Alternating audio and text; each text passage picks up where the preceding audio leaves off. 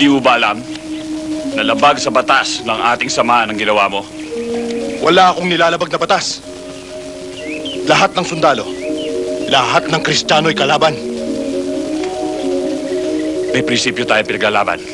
Pero ang ginawa mo sa babaeng yon, sa sundalong yon, ay hindi gawain ng isang taong may prinsipyo, kundi gawain ng isang tulisan, isang kriminal. At tayo'y hindi tulisan, at lalong hindi mga Moro. Naintindihan mo? Tayo'y mga Muslim. Wala akong pinagsisisihan sa ginawa ko, Commander Malik. At kapag nagkaroon ako ng pagkakataon, kahit 100 beses, uulit-ulitin ko ang ginawa ko.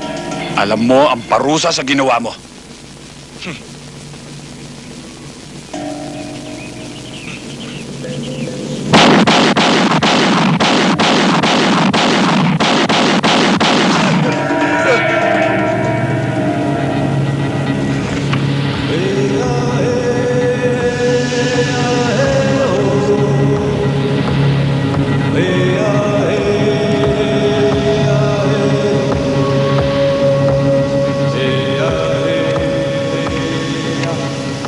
Kailangan pa bang bumuhos ang dugo ng isang Muslim na ang dahilan ay dugo ng isang Kristiyano?